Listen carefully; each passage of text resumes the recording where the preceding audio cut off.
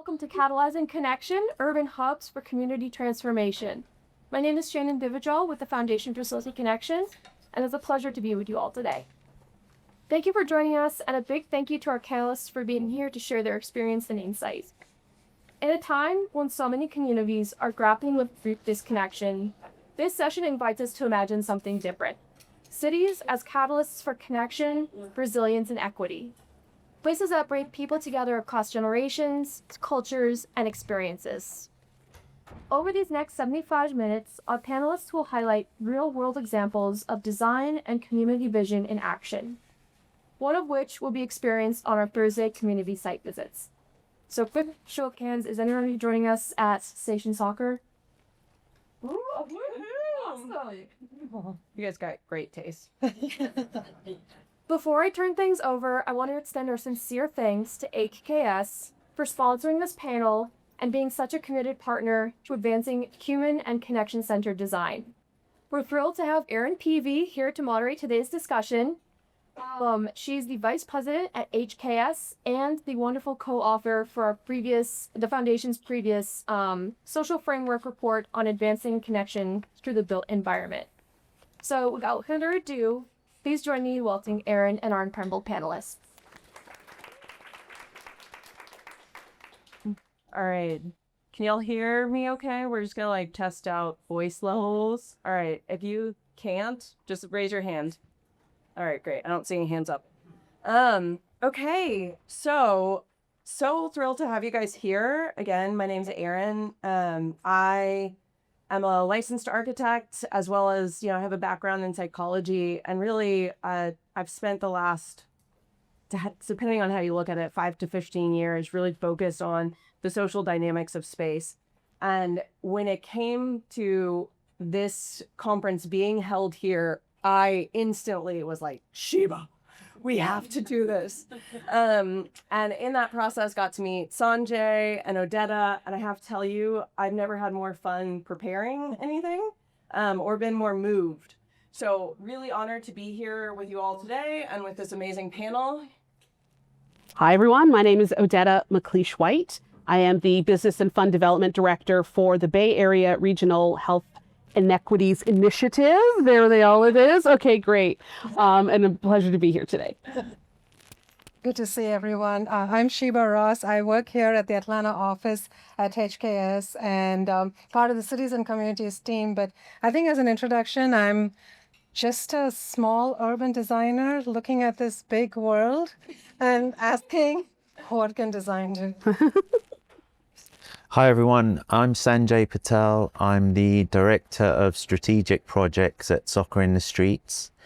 And I've had the fortunate pleasure of working closely with Sheba and Odetta over time, and now more recently with Erin. But with Sheba and Odetta, we connected throughout this journey of building spaces, and in our case, soccer fields, and now more at train stations around this city of Atlanta. And it's interesting because in the panel across the hallway in the conference room just now, there was a gentleman by the name of Ben Joyner, and he represents Atlanta Influences Everything. And I truly believe in the things you're going to learn today. You're going to learn why we're part of something like that. And so I'm excited for us to talk about that today. Awesome. So you've now learned a little bit about us. We would love for you guys to learn a little bit about each other. And then we love to learn a little bit about you. So actually, can I just start really quick? I also realize our chairs are lower than yours, which feels creates a weird visual dynamic. So anyways, I'm trying to get just a general vibe check of who's here and how we can best speak to you all. I'm just going to go through a few different things. If you fit most of these categories, raise your hand. At the end, I'll be other, and you can let me know. How many people here work in nonprofits? Awesome. All right. How many people work in design? How many people work in research? Nice. Okay. How many people work in government? Okay. Nice. How many people are something else? All right, what are you guys? Journalist. Yes? Okay, go no. Entrepreneurship. Oh, yes, that was one of the categories. Who's an entrepreneur? All right, that covers a lot. Okay. Anyone up? Physician? Who? Yes, healthcare. Okay, great. Affordable housing. Fabulous. Okay. Higher education. Nice. Awesome. We need you. Thank you. University. Nice. Yay. Thanks for coming. Are you from down the street? Or no, not from Ohio. We appreciate you coming here. Yay. Great. Okay. So now I'd like for you guys to turn to each other, and this is just kind of be at multiple intervals, just raping into a little bit of like getting to know one another. If you're sitting next to someone that you already know well, I'm going to ask you to talk to somebody else. But lean over, talk to them about what kind of community that they're a part of. Let me be clear. This is a in-person community. So like where you see people, I realize that it's not that clear. And then once you've kind of shared what type of community, if you could just use a word that describes what connection looks like there. All right, go ahead. I would love to know maybe a little bit about, I would love to hear your community, maybe your partner's community, and the words that you shared. Wow, how horrible. Okay, so I said my religious community. Great. This is a safe space. Yes, you are welcome to be a part of I the Jewish community, and I said the word that describes my connection is come. cultivate. All right, nice. I think that's the truth of so much, right? Of connection. Humans, That's my community, but it's come. we're messy. Yeah. Yeah, so from you is my word. I had two words, empathetic and transparent. Oh wow. I couldn't hear you because what'd you say? Empathetic and transparent. Empathetic and transparent. Wow, we don't hear those with work that often, you guys. I want. Okay, anyone else?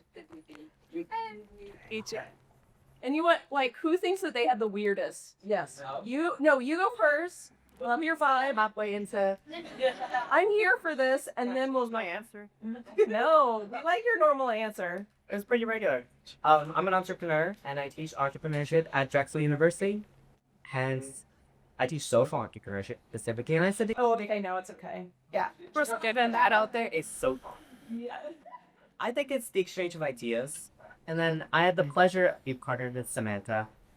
Talked about her experience as emotions and ideas and her job at Urban Center. Nice. And I really appreciated that. What's interesting if you're the exchange of emotions. Mm-hmm. But I think the context really depends on which emotions that is. But, I mean, as humans, yeah, if we want to connect, it's not always clean, right? Okay, we'll keep the weirdest answer for next time. Okay, without further ado, Shiva, would you like to speak to your slide? Well, so all of you have a little note card there, and that's mainly because we did want you to jot down, what you want to carry. But we wanted to use this particular graphic. It's drawn by my childhood friend, Sujata, and I've always loved it because, we are all the sum of our experiences, right? We see the world based on everything that we have gone through in life, but what helps us build common ground is having a shared vision.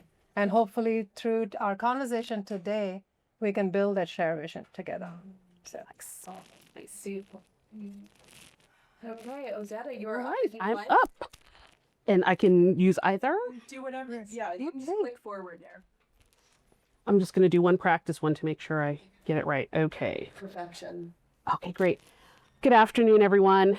My name's Odetta McLeish-White, and you've heard me talk about Bay Area Regional Health and Equities Initiative. What? Why am I up here?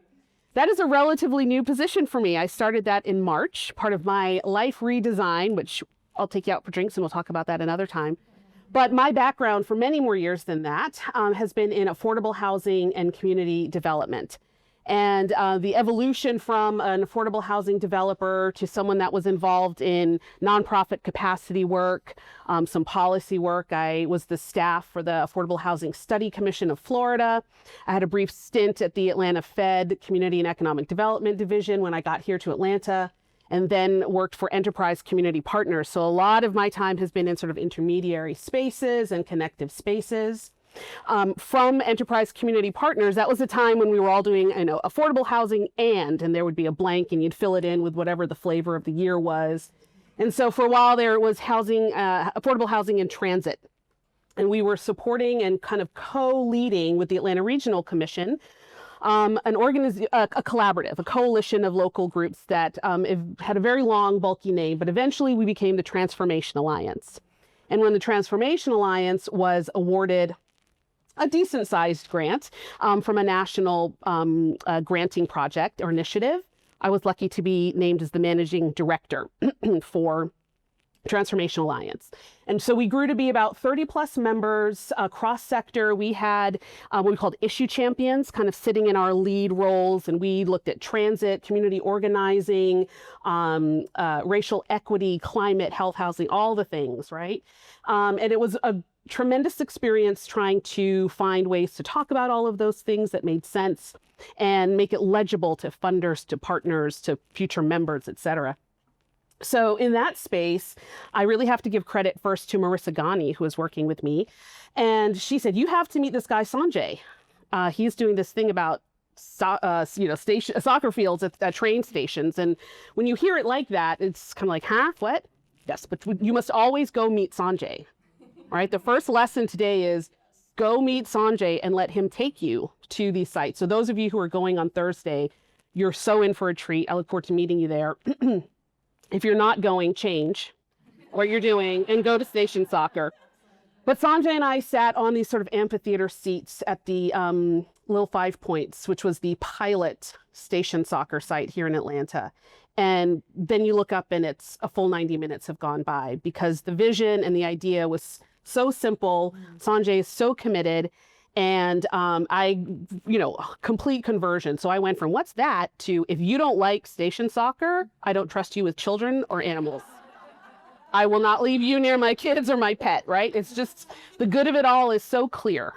And so I'm so excited that you're going to learn more about it. Part of my work with Transformation Alliance also led me to meet Kiyomi Rollins, who I'm so grateful is allowing me to be her ambassador today to talk to you about the Connect. So we talked about emotions just a second ago. And what we're going to talk about from the Connect Cooperative really is rooted in a lot of emotions, starting with Kiyomi's deep commitment to her Westview neighborhood. Kiyomi has been a small business owner, the Good Hair Shop. She and her husband ran several film festivals, candidate forums, community meetings, you name it. They were providing that for their neighborhood. They noticed, though, that they also have done political work where they successfully got a neighborhood overlay, a district overlay on their neighborhood that is keeping out big chain restaurants that kind of cut through the sidewalk into those turn-ins. They said, you can't do that in our overlay because they knew that was going to protect the small businesses that are there.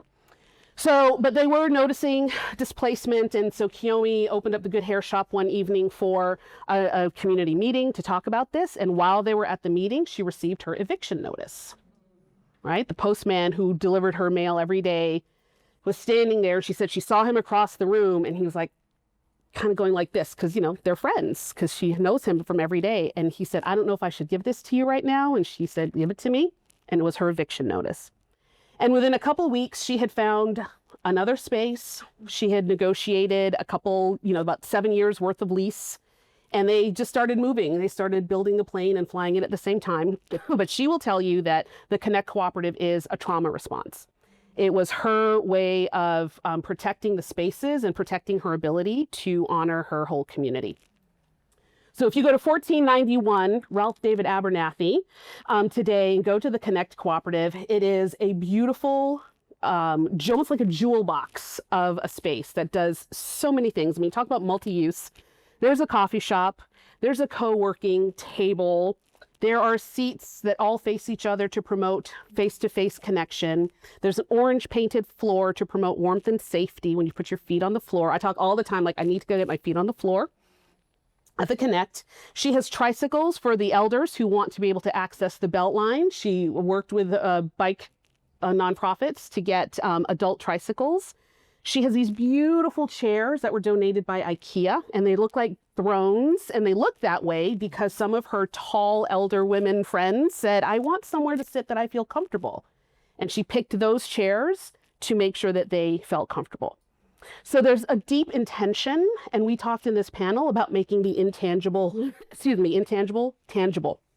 And so that is what Kiyomi has done by really listening and talking to everyone. There are kids drop in after school, and the aunties give them $20 for their good grades, and they get to pick something out from the bakery. Seniors come in there when they can't open their computers, and they're trying to figure out what's going on. So this wonderful sort of resilience hub is how I have come to understand it in sort of other language, right? People come there, they connect, hence the name, but they also find solutions. I recently had the chance to see the Black Panther Party Museum in Oakland, California. And there's a quote in there from Huey Long saying, every idea must respond to a demand of real life. And so that is what Connect does, and what I think you're going to see a little bit of as well with Station Soccer. So the mission of the Connect is a Black liberated third space where the community gathers to exchange ideas. So this is the co-working table.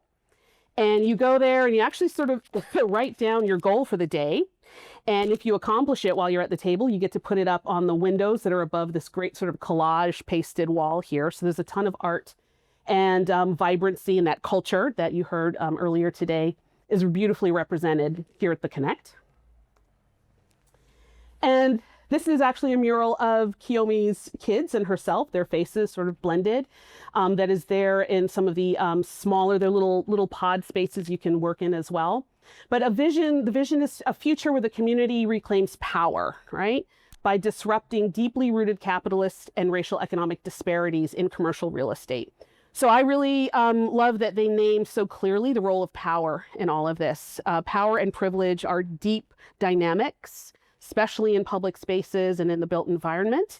And having somewhere to elevate community voice and needs so clearly, I think, is a critical part of reclaiming and rebuilding power. So they use collective action and shared cooperative principles like the Susu. One of the things that Kiyomi has done through the Connect is she's now distributed over $250,000 directly to small businesses in the form of micro lending. There's kind of nothing she can't do. And she wants to create this economic empowerment ecosystem there in her neighborhood. Bless you. Bless you. Thank you. So in looking for that, so one of my favorite phrases is you got to own the dirt. My 20 plus years working as and with developers made it clear to me that if you don't own the property, the dirt, whatever, you're going to be begging concession from whoever does forever. So at some point, you've got to own your dirt. And you can take that metaphorically too, like own the stuff you say, own the things you do. And then in community development, have site control, own the dirt. So Kiyomi is ready now to shift from renting, where she is currently at, to just down that same road, purchasing this 1 acre at 1591 Ralph David Abernathy, 20,000 plus square feet of commercial campus for retail, tech-enabled co-working, event space, the first eco-resilience hub in Atlanta, where we can have solar, battery storage, microgrid. I mean, this is multi-solving like on steroids, right? And when I heard and sort of was talking to her about this, I recognized that same multi-solve approach as you're going to see in Station Soccer as well. As a housing person, I was so thrilled that she was willing to talk about housing. So there will be 10 micro-housing units and 3 live, work kind of retail storefronts at this property. And that's Kiyomi there in the picture looking at her property. She does walks sometimes from the Connect to that piece of land so people can have that embodied experience of seeing both the empty storefronts, but also the ones that are coming back, and talk a little bit about who owns the ones that are coming back and those who are trying to make their way into the neighborhood. And the reason I was so happy to be able to offer this for this session is how we're thinking about it as a built structure. So when Kiyomi spoke... That's me. Oh, don't do that. That's okay, my great. leg. Sorry. Colleen Ayala at Perkins Will has done a great job listening to Kiyomi and asking her team to do some pro bono work to create this visual. Kiyomi wanted a building and a space that felt like a hug when you came onto it. And that is where we got to this central courtyard, excuse me, with the buildings kind of wrapping around it. And inside there, you can have, there's also amazing work that was done understanding the zoning, how high could we go, a lot of those technical details. So important when you're working with a community-based organization or any community member. Even someone as educated as Kiyomi about overlays and districts, et cetera. Somebody that can be a trusted person to explain, here's how high you can go, here's how many square feet, and all of that. So we now have this space that will have, that will feel like a hug. And we just wanted to share a few things regarding what we're going to do for the eco-resilience. We're going to have the 10 micro units and the 3 live work units. Built green design, of course. I think they've just gotten their South Face green building certification. And then we wanted to show some economic impact. So equity in action means that you're going to have 3 million plus in local economic impact. You touch careers, 90% local hiring, affordable commercial retail options, and of course, youth workforce pathways. So although this is a rendering, these are the things that the community has asked for, and they are going to show up in the building. All right. Whoop, whoop, whoop, sorry. There we go. Okay. Awesome. That's for me. Yeah. Thank you. Thank you. Thank you. All right. Sanjay's up. So just we're going from out to getting wider and wider. And then ultimately Sanjay's going to share with us multiple different sites and this overall approach. And then Shiva's going to take us all the way to sort of the global process side of things. So Aaron. Yes, I'd like to interrupt. If there's some initials or acronyms in your slides, can you say what they are? Because like solar PV, I don't know what that is. So if you all need to do that, that would be great in your presentations. Thank you. All right. I still don't know what solar PV is. Photovoltaic. Photovoltaic. It's PV panel is basically just a panel, but yeah. Yeah, sure. Hi, everyone. Hi, Sanjay. So, Odetta's got me a bit worried because we don't own the dirt. Sorry, Marta's not going anywhere. But I'm going to try and go full circle to a point to get everyone to understand why we're in a good place with the transit system. So do we have soccer fans in the room? A lot of Atlanta United? Soon to be like Australia or New Zealand, All Blacks. Rugby. Okay, so we're going to talk a little bit about the station soccer project today, and I'm very fortunate to have Odetta and Sheba here with me, even though, they're talking about not only our respective work, but their work. I know we have some HKS people in the room as well. This has been quite a journey over the past 10 years from a place of where we went to Marta and people at the transit system about taking unused spaces at train stations here in Atlanta to usable spaces, and in our case, soccer fields and more. And so I wanted to start by sharing a picture from something, from a book that was written by the team at the City of Atlanta, and it's the city's then design studio team, and it was led by someone called Tim Keane, who was the city planning commissioner up until a few years ago. And Station Soccer was fortunate enough to have made the book. And I wanted to share this because the biggest thing that stood out to me when Commissioner Tim Keane talked about this book, he always talked about how we have to design for people. And as we talk about connection and design and everything Sheba and the HKS team have talked about with me over the years anyway, it's always been about designing for people.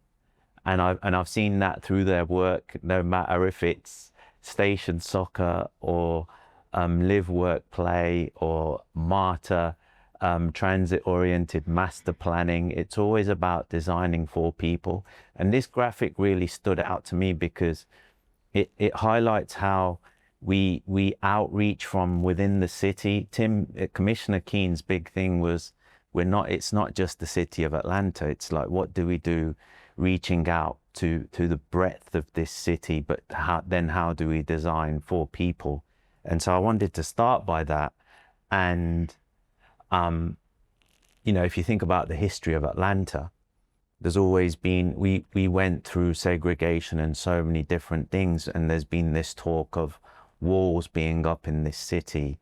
And if we go back to how MARTA and the transit system was designed, a group of people back in the late 60s and early 70s sat around a table and decided what transit would look like. And it wasn't as though it was inclusive in terms of communities were brought into those conversations of how transit would look. And so things like this and breaking barriers and integrating was so important. And so if you think about how parking lots, and you think about piss poor planning back then, so let's be real. If you think about how they planned back then, and people always say to me, why can you build soccer fields at train stations? Because wherever I travel in the world, there just isn't the space. You know, the first thing the transit agency said to us when we presented this idea was, okay, we're not setting precedents because we're a transit agency. We're all about transit, and this is not what we do. So show us where this has been done before. Well, it hasn't been done before because transit wasn't designed for cars. And so if you think about how transit was designed in the 70s, you see that parking lot. As you come, it's those of you who, and whoever said this earlier, yes, everyone needs to come on the station soccer tour. Those of you who are coming on the tour, and those of you who know Atlanta, when you drive through the city, you see MARTA stations and you see parking lots of mass size. They're expansive.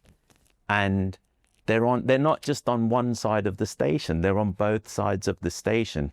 Oftentimes they're on both sides of the tracks in two different areas of a community.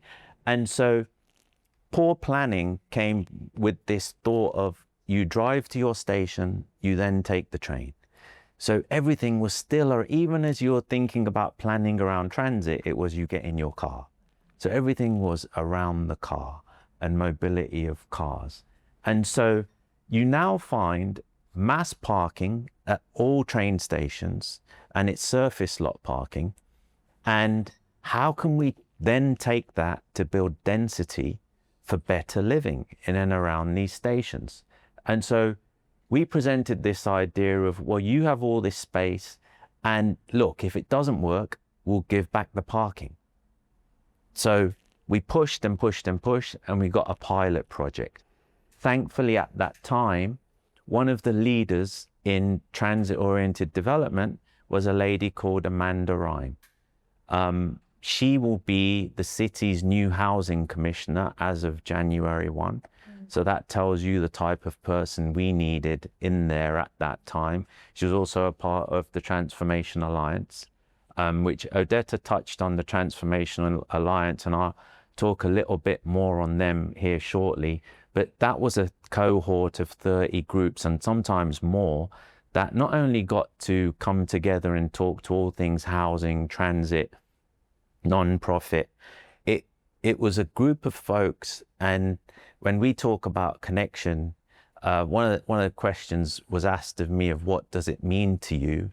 And the one word to me is there's a sense of tribalism around people. Like when I meet people here today and talk to them from around the country, I feel a sense of connection and a sense of tribalism too, because we're all on this mission of building connection.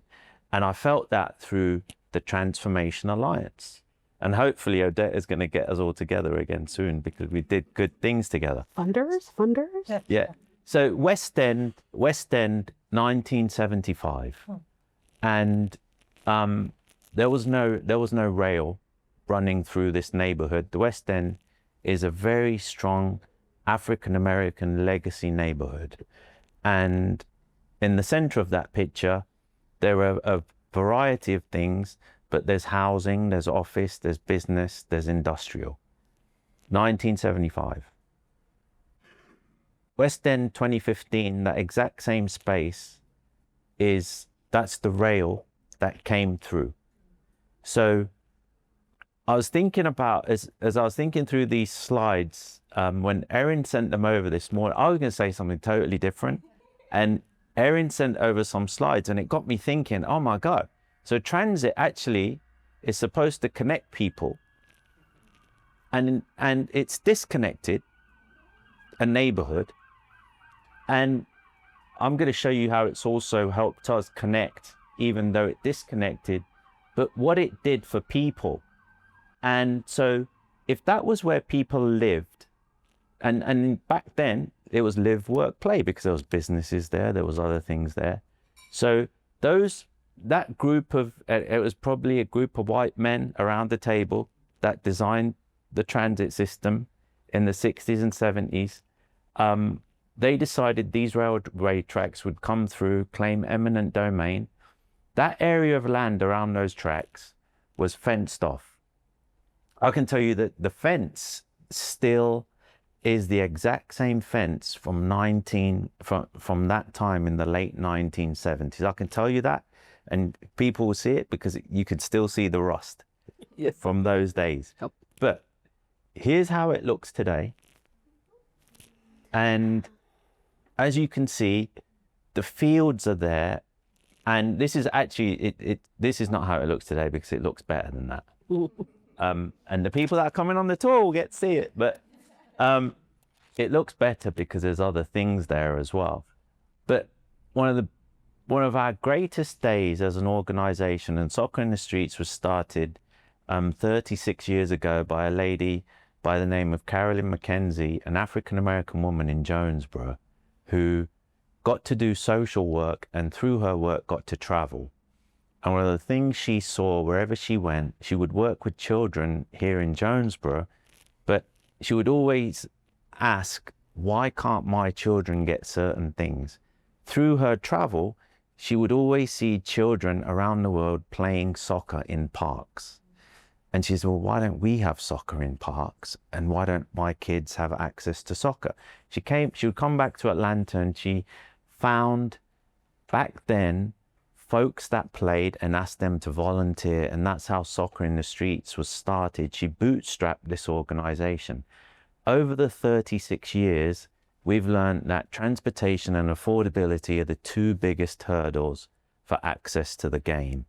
And so when this idea came about, one of the biggest things in terms of access to this space, and then the transportation connection piece, the fences kind of come down in terms of this piece of land. People used to live on the field to the left. I'll never forget, first week of construction, I called Odetta.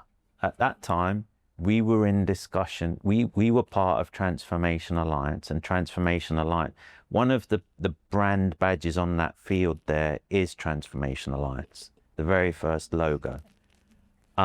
Transformation Alliance became one of the funders for this project, and one of the other projects as well. But the construction team called me and said, Sanjay, you won't believe this, but we're digging up some of this earth and we're finding remnants of houses. And I called Odetta, and I'm like, holy shit, this is much deeper than we thought. You know, and I called Marta, and they were like, oh, we need to continue construction. You know, we can't really, and I'm like, look, we've got to talk about what this is. And that's what made us go to the archives. Up until I hadn't even thought of, to me, it's like we're building these soccer fields, we're building connections, and we started looking at then what is going on at each of these sites prior to us even being here. And so when we opened this site, and Odetta helped launch the field because she was one of the speakers there, I'll never forget parents coming up to us saying, we can't believe our children will be able to play in this space. And it used to be fenced off. We walked by this area to catch the train, but we saw it when it was people living here. I've got to be quicker, I'm so sorry. Yeah. So I mean, and I think we can come back to some of this. I'd love to dive deeper, but I want to make sure that Sheba has time to talk, and then we can dialogue a little bit more. Is that okay? Yeah, most definitely. Okay. Most definitely. So I love the before and afters.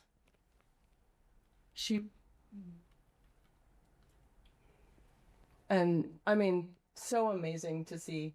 That's real. So this is real life. This is the parking lot next to the field. This is actually where we did a pilot to do watch parties for the World Cup.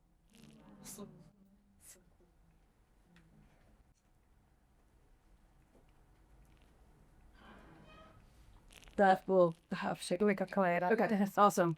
Thank you so much. Yay!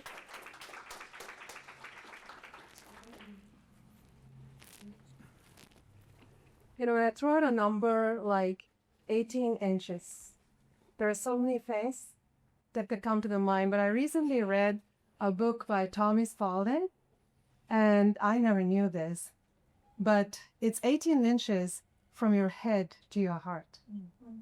And he talks about, you know, a heart-led leader, about what it means for leadership to have this journey from the head to the heart.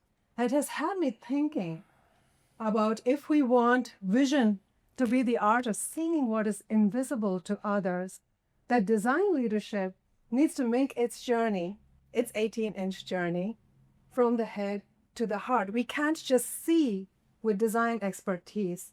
We have to feel with the stories that are being lived around us. And why that's important is because the context we build builds us. And in context is not just built by designers, it's built by the higher education leaders, by the physicians in the room, the nonprofit leaders. It's built by each one of us. And if it is a reciprocal relationship, then I would ask, what can design do? So I wanted to share, you know, as even Sanjay was talking about, what can a team like HKS or Perkinson Will that partners with you, like how can we walk hand in hand with the opportunity that is by our side? I'm going to share that through two projects, Station Soccer and the Georgia World Congress Center, but even starting to frame our fundamental guiding principles with this idea, you know, and this is not a spelling error. It's a commitment that it's for, which is not to the community. It is with the community, for all people, place, planet, ways. A solution that might come to you might be different from a solution that's going to come to your neighbor. Always something that can be timeless and universal. How can design really help with that? So this journey from the head to the heart, and I'm going to speak through three lenses. Design for cognitive trust. How do you design for cognitive trust? Is by not assuming the stories around us. You know, a way by which we have been engaging with the Georgia World Congress Center is by listening to people by mapping out journeys. And if I have time, I would have loved for you all to read a few of these persona journeys, because it's not just about the Swiftie coming to the Taylor concert, right? It's not just about them. We design for them, but it's not just about them. It is about the person who is probably never entering a place like the Georgia World Congress Center, but she is 12 years old and is doing this walk from the MARTA station. Mm-hmm. How can we listen to them? Well, what about neighbor Naomi? What about Mystery Mary, who is actually a keynote speaker but doesn't like large crowds? How do you design? How can design help with two opposing realms to exist simultaneously? Is by doing this deep dive. You know, we connect data, but we always connect it with lived experience, hearing it from people and thinking about experiences through time. And then we design with people. Design sometimes is considered as a profession that just cannot be touched by anyone outside that circle, right? And something that we've been working really hard is to co-create. And co-create means sometimes you're wearing those hospitality slippers and you're putting on a persona that is nothing like you. That is probably the opposite of you, but you're walking a mile in their shoes. Co-creation means that some of them like to touch and feel, but others actually do love the simulation with artificial intelligence, with our computational technology. Some of them just like Jenga blocks. And so creating a process that allows us to bring these possibilities has helped us to design for cognitive trust. I'm going to go through this really quickly. If this is how a typical able-bodied person experiences a place, I'm going to fast forward.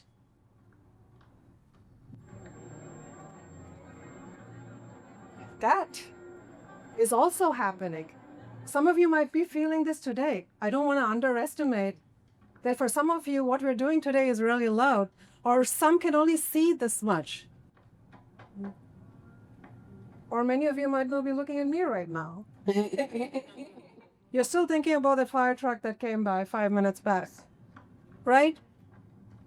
We always think about just the extremes, but I love this graphic from Microsoft to say that when you're thinking about the fact that maybe someone doesn't have one arm, and how do you design the door for someone without one arm? But how do you also design for the person holding a child? How do you design for the fact that maybe they have crystal clear hearing, but the music is too loud, so right now they're temporarily impaired of hearing? So design can bring all of that together, and we think differently. We start thinking about our plans not just in terms of spaces, but in terms of actions. So this is a snapshot in terms of a word plan. And then if you have your phones, please go ahead and look at this research that we've done about points of decision. Understanding where decisions are being made, and then asking the question, if this is the decision along the journey, what can design do? If you've seen the best well laid out sidewalks, don't hold a candle to that short walk through the grass, right? That's because at your point of decision, you've made that choice, that sometimes design is not appealing to that. So do look at that study. And then in terms of rhythms and restoration, this is where actually we put into action a lot of what we worked with Sanjay. This, for those of you in Atlanta, might know where you are, but you could be in anywhere in America, correct? Like our team plays a game called Unzoomed, and every time it is in America, we don't know where we are looking. Which city is this that we're looking at? And this is where we think of how design can bring in meaningful open spaces, programmed open spaces. Why we love working with soccer in the streets, it's not just about negative space. It's purposeful program spaces that can simultaneously think about rest and relaxation and respite. There's a convergence, there's a rhythm about it. And giving that purpose and crafting our open spaces, I would love for you as you go through and understand the city of Atlanta, imagine a future where the spaces between our buildings are augmented with purpose. And so we as designers, and the artist of this graphic is right here, Michael Senna, like we can as designers imagine how these places will work. The team here is working with the Georgia World Congress Center to think about, what do we do with these large, empty, open spaces? But design cannot do anything until the people engage. Understanding how people move, that people don't move in a same pattern. You cannot prescribe movement. And watch and learn.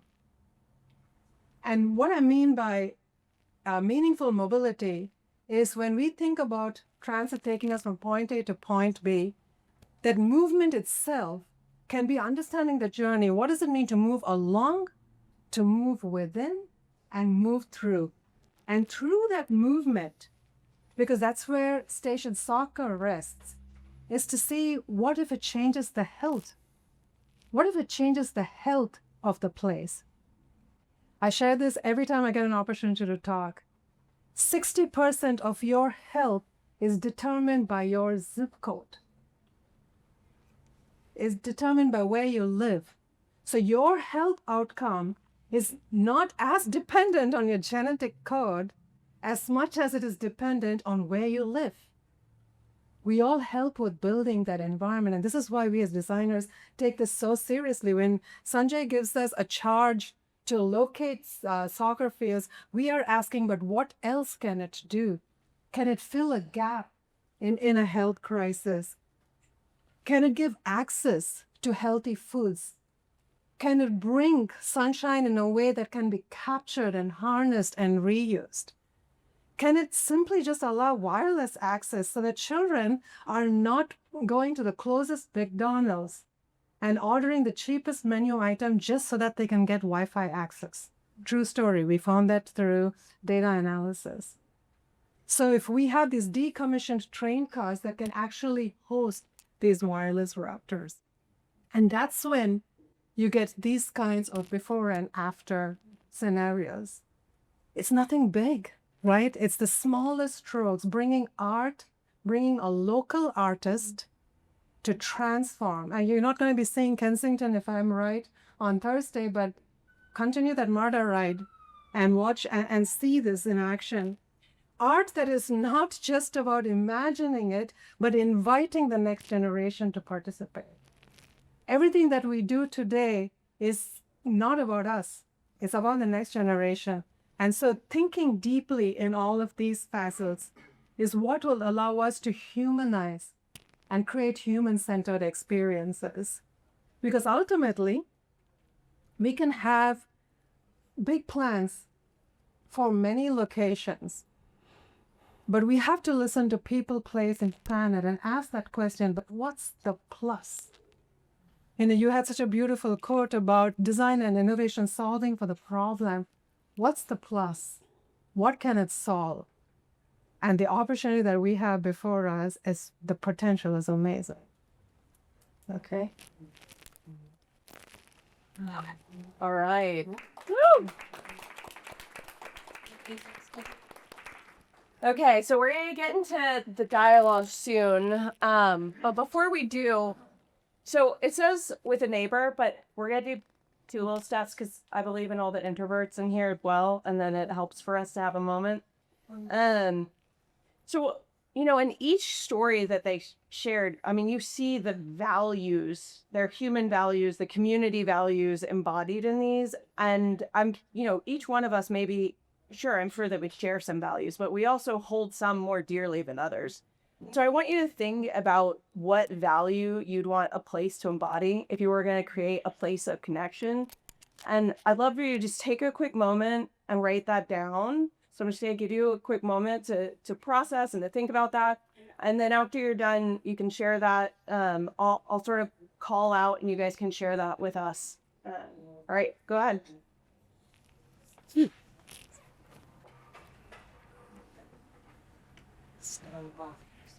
Oh yeah, and also if there's a specific design element, and you think about, is there an aspect of play, for instance? Is there something that helps people to rest? I hear people talk about hammocks a lot. Constantly embed that and make them rise, but.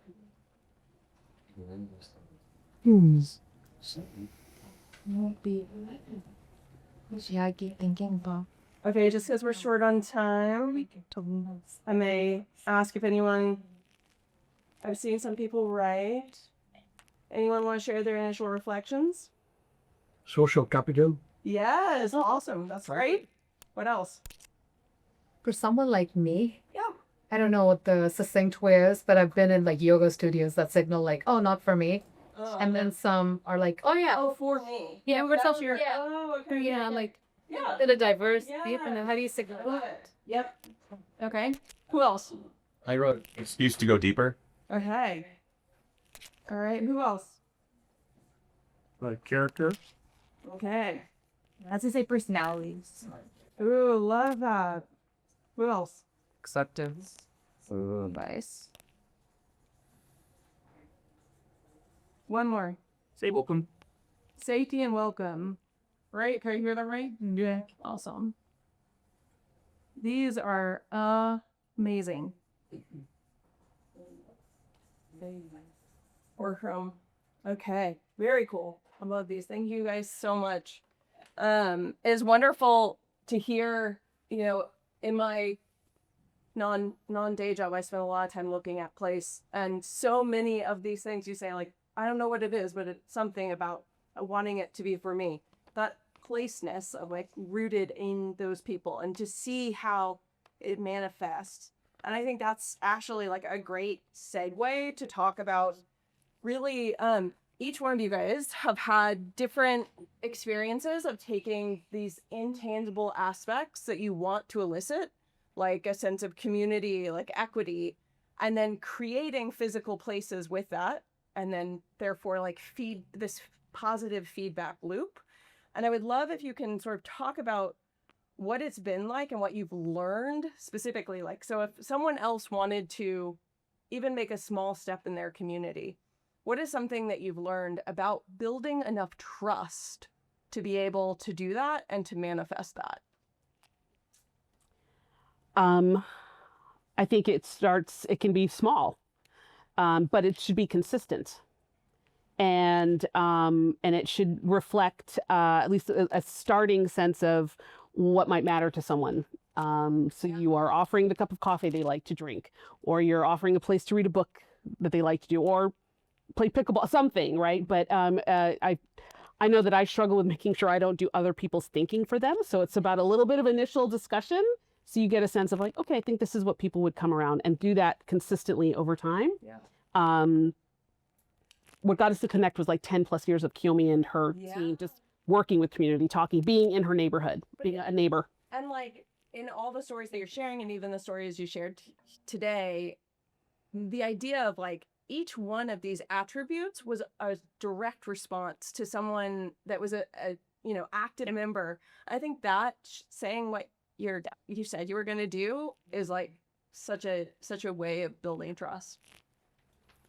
Yeah, I think all of us have real lived experiences. You know, we're about to build our 7th station, and each community is so different because of Atlanta's history. But because the transit agency has been so kind of integrated with this history, there is a deep sense of mistrust. And so we're in the middle of, when you talk about bridging, we're in the middle of the transit agency rebuilding relationships with newer, younger communities, because quite frankly, the boomers have given up. When you think about them and their relationship with MARTA, so much has been promised and yet it hasn't been delivered. And it's not the fault of the current folks at MARTA, because we're talking about history from the 70s, 80s and on. And so for us, it's talking through what we've learned in the near experiences. And at West End, I'll never forget, we were at West Hunter Baptist Church. That's where the MPU, when I would in 20 neighborhood planning unit, and Atlanta has a lot of neighborhoods, so there's a lot of MPUs. It's a big part of this city and policy. And just they would meet at one of the local churches, West Hunter Baptist Church on Ralph D. Abernathy. And I just remember going to this church, and thanks to Odetta and the Transformation Alliance, it grounded me. I was living in a bubble. I didn't spend time in the West End until this work came around, or any of these neighborhoods. But thankfully, because of things like the Transformation Alliance, I got to spend time in these neighborhoods and met the most amazing people and made new friends through this. So connections were made. But in going to these church experiences with neighborhoods and NPUs and putting up renderings of these types of projects, and the neighborhood going, there's absolutely no way they're letting you do that because that's MARTA and that's their land. And to the point where it opened and they're going, oh my God, we can actually. And that first day, the neighbors started building things like the benches for the players. They were still in their flat packs because we didn't have time to do everything. They started building the benches and you're going, holy shit, this is brilliant. And you're seeing this sense of community build. And we've never had a crime incident. And I mean, when we talk about safe spaces, it's now a community safe space. I mean, it helps that you've got MARTA police and things like that, but MARTA's very open with us around, well, this used to be at night especially, this used to be a place where things would happen, because come 5 o'clock, there's no cars in that parking lot, and it's where bad things happen, and it's not well lit. Well, in the evenings, we run adult leagues. They help us keep the program sustainable. And so it's very well lit, and the community is proud to drive through Lee Street and see people playing at night. So the churches and things like that are a great place, you know, to learn and build trust. That's what we've learned. You know, what defined for me was pretty early on when my daughter was 2. I remember seeing a drawing that she drew, and I was really impressed. Of course, I'm biased as a mom, but I was really impressed with that drawing. It was a puppy, and I could tell it was a puppy. And so I remember telling her, you know, Reina, if someone asks you, you know, what do you want to be when you grow up, tell them you want to be an artist. And her jaw dropped, and her eyes got mad. And she looked at me and said, I am already an artist. I don't need to grow up to become that. And we were actually in the middle of a major pitch for a design competition at that time. And I remember thinking about it, you know, we always have our eyes set on the future. We're always thinking about what is it that we want to be, but we forget the very good things that we already have right now. And as a team, you know, at HKS, something that we've been doing for all our design is to start with the present. What are some of the good things that we can like leverage and make the best of before we probably probe into that unknown future? And that's the way we could build trust. I love that. I love that so much. I feel like, sorry. This was a problem with these wonderful chairs. So I'm gonna skip real quick to this part. Okay. We can actually maybe flip, and I'd love to show Sanjay your video. If you want to set the stage for that. Go ahead. Yeah. Is this the We're gonna show the video where the guy is creating art. East Point? Okay, so one of our projects in the city of East Point, and it's one of the only projects where the field is actually not inside a train station, it's across the street on Main Street in between a pizza restaurant and a lawyer's office. And it was very interesting working with a personal injury lawyer and a pizza restaurant, how in terms of saying, can you give us the land to build this field? But when you talk about connection and points of connection, this resonated very much with us because has everyone heard of LISC? LISC, LISC Corporation. So they're actually one of our funders, and there's a guy here in town by the name of Dale Royal who's involved with LISC, and he used to be with Invest Atlanta.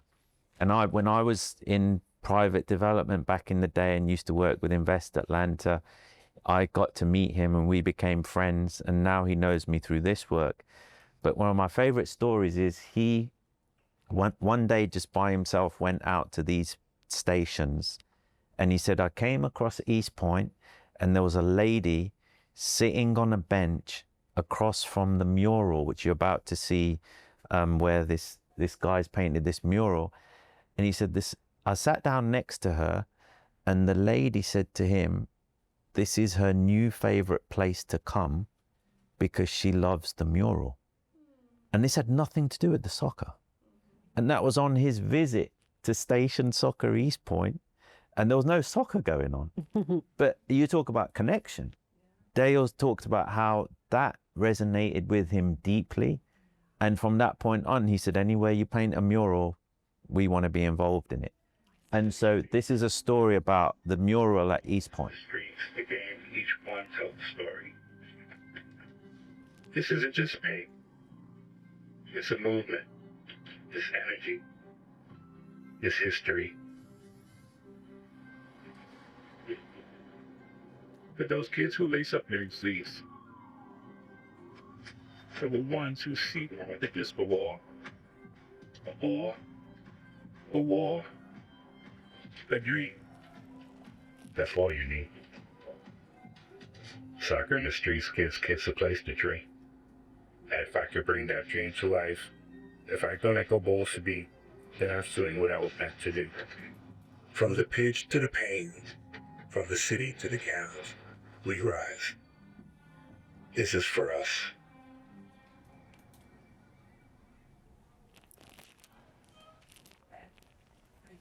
Okay. And so everything that we talked about today, it talks about weaving in all the different stories because that's about connection. And it reminded me of something that, if you look at this, we're all on one side of the story today. We're all just bringing in our piece. Sometimes we don't really know what that final picture is. So we're doing our best, and sometimes it's not pretty, but if you can give the space for everyone to bring in their line of thinking, their way of outlook, because as we saw, and as your note cards say, we are a sum of all that we've experienced. And so if you want to build connection, it's about authenticity. It's about bringing dignity. And like we heard today out there, it's about feeling seen. And so today, whatever journey you are in, this might be the picture that you have because it doesn't make sense. And again, it might not look pretty, but if you give it the space and give it the time, one day you'll see that what you are creating is actually something really beautiful. And you might not know what that big picture is. And that doesn't have to be just about a beautiful building. It doesn't have to be just about, spaces that you see, which is why to be important, we talk about the intangibles. Whatever seat you're going to go back to today, if you can think about what are the things that are intangible that we need to surface up, and if we can all just do it together, one day it'll get flipped over and you'll see that we have built a beautiful canvas together. So let's go do it.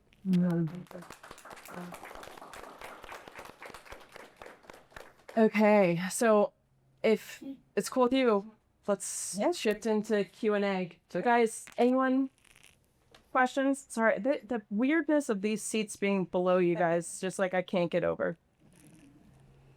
I'll start asking questions. Yes, please. Yeah, I heard a theme in some of these of some innovative leaders and the initiatives coming from strong backbone personalities in some senses, and that these seem to be mobilized by community efforts, and it bridged into that at some point. But I wonder how Atlanta is doing overall with that kind of. Is this representative of Atlanta, or is this a movement that's growing here and there? How is the complexion of this society in catching the spirit of what you're talking about? Is it fires here and here, or is it starting to bridge together and grow?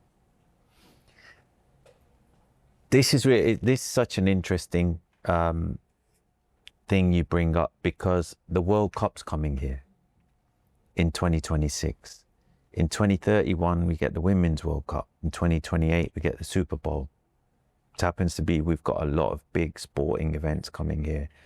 And as we look to that, and the city collaborates and looks to work together, what we've noticed is Atlanta for a long time has worked in a silo.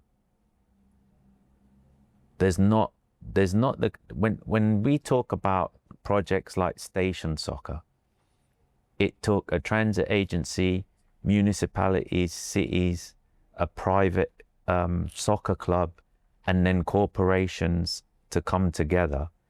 And that's unusual, because in my experience, corporations often say, well, especially with the World Cup coming, how long is the transit agency going to take to do that?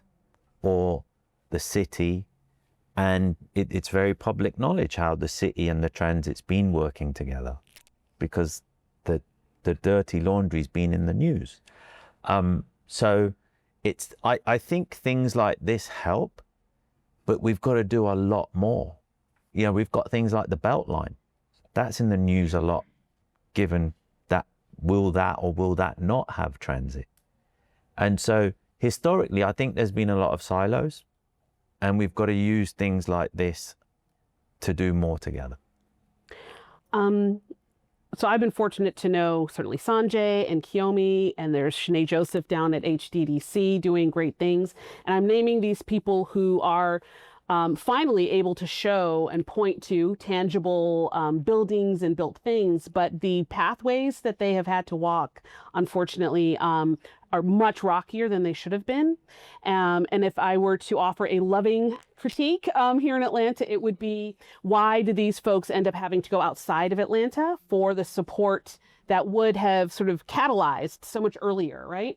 But once it's there and it's made, I mean, folks need to know how long Bain Joyner has been talking about Atlanta and culture and how important creatives are. And finally, it clicked to a level where the rest of the power structure is now like, hey, Bain, right? They see what Shanae has built at HG, like, oh, okay now, but there's very little direct Atlanta money in that project, right? She had to go out and get that. Similarly for Kiyomi, you'd think there'd be just money flowing into stuff, and there isn't. So you have strong personalities. They absolutely, especially in Atlanta with the strong neighborhoods, you can get kind of folks that rep their neighborhood really well and beautifully. But it would be, I think we could take it up even to the next level if there were more investment in the infrastructure to keep those ideas kind of flowing. There's some policy overlays. And, you know, again, because I know who I know, it feels like I see them everywhere in Atlanta. So I'd say, yeah, it's an Atlanta thing, absolutely. But also it could be even more of an Atlanta thing if we found a way to really invest and take that labor away from them, like let them be the visionaries and the motivators they are by sort of giving them the stuff that lets them. Did that kind of answer your question? Do we circle around it? What will it take for policymakers to value this adequately, to write it into budgets and to fund it at the more legacy level, to fund new projects and develop ones we don't even know about that? But yeah, thank you for that honesty and the answers. Any other questions? I do. Yeah, look over here and then there and then there. It's a bit tactical, so I can maybe like think up later. But like, I saw very quickly like kit of parts. There's something that like referenced that, and that's a good way of thinking about like how I'm thinking, which is when you go into a new system and you know at like different levels of scale, how do you like lock into the kit of parts? What are the building blocks? What are the parts? What are the processes? You know, somebody that's not trained as a designer but very much looks like one.